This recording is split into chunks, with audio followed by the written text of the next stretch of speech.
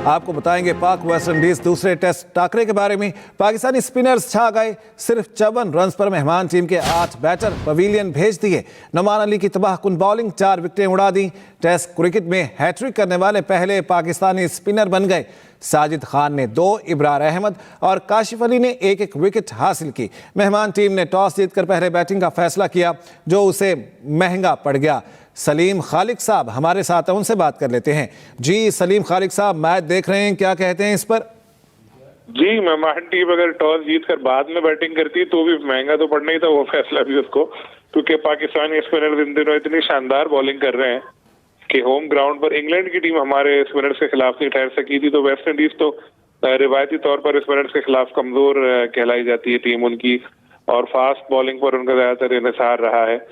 तो बहुत जबरदस्त अब तक की परफॉर्मेंस पाकिस्तान की। आपसे बात करने से पहले 68 फॉर 8 जो मैंने आखिरी स्कोर देखा था, ये बहुत गैर मामूली बेहतरीन बॉलिंग परफॉर्मेंस है मुल्तान में पाकिस्तानी स्पिनर्स की।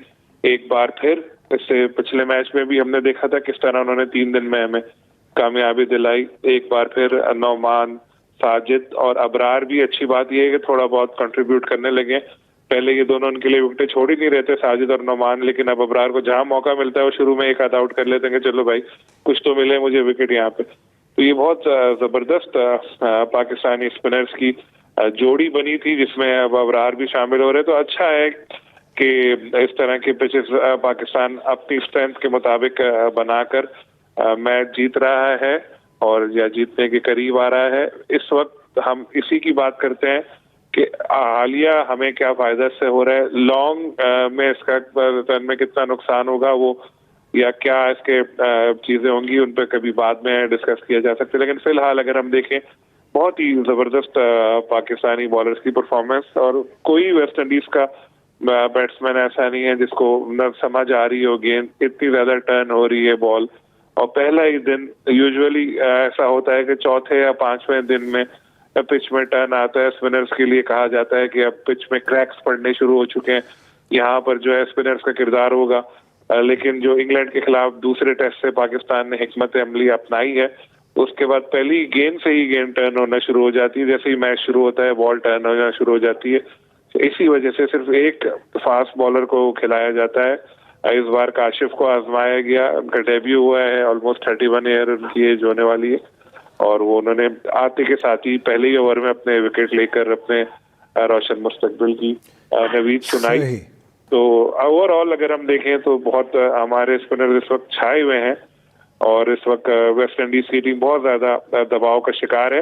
वेस्ट इंडीज की टीम बहुत दबाव का शिकार है। सलीम खालिक साहब हमारे साथ ही मौजूद रहेगा। मिर्जा इकबाल बेग साहब भी स्पोर्ट्स एंकर, स्पोर्ट्स तजियाकार हमारे साथ मौजूद हैं, उनसे बात कर लेते हैं। जी मिर्जा इकबाल बेग साहब, मैच आप देख रहे होंगे, क्या कहते हैं पाकिस्तानी स्पिनर्स की परफॉर्मेंस के बारे में, और वेस्ट इंडीज की जो परफॉर्मेंस रही है उसके बारे में क्या कहते हैं? किन मुश्किलात का सामना करना पड़ा और क्यों करना पड़ा वेस्ट इंडीज को? देखिए अतर, जब पाकिस्तान गुज़िश्ता साल मुल्तान में पहला टेस्ट मैच इंग्लैंड के खिलाफ हारा था और 800 से ज्यादा रन इंग्लैंड ने स्कोर कर दिए थे, तो उसके बाद से पाकिस्तान ने अपनी स्ट्रेटजी को चेंज किया। और जब से Aqib Javed helm of affairs पर आए, आकिब जावेद के आने के बाद उन्होंने स्पिन ट्रैक बनाए। मुल्तान में उन्होंने एक स्पिन ट्रैक बनाया जिस पर पाकिस्तान ने कामयाबी हासिल की। रावलपिंडी में स्पिन ट्रैक बनाया, और अब ये 2 टेस्ट मैचों की सीरीज का पहला टेस्ट 127 रन से जीतने के बाद दूसरे टेस्ट में भी ये गेम जो है बहुत ज्यादा ब्रेक हो रहा है, जिसकी वजह से बैट्समैनों को मुश्किल हो रही है। पाकिस्तानी बैट्समैन भी जब बैटिंग करेंगे अतर, तो आप देखिएगा कि पाकिस्तानी बैट्समैनों के लिए भी मुश्किल हो सकती है। गुज़िश्ता टेस्ट मैच की मिसाल हमारे सामने में, जहां सेकेंड इनिंग्स में शान मसूद के 52 रन के अलावा कोई और बैट्समैन ठहर कर समय नहीं खेल सका।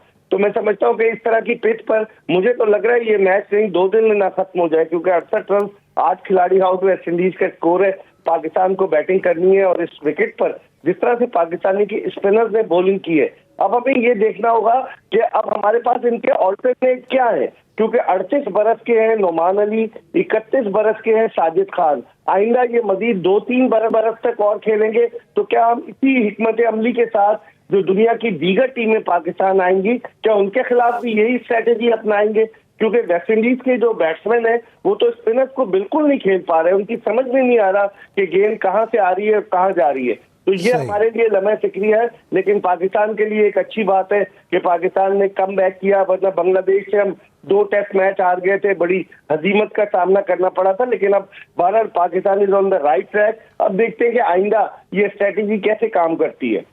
सही। मिर्जा इकबाल बेग साहब, बहुत शुक्रिया वक्त देने के लिए आपका।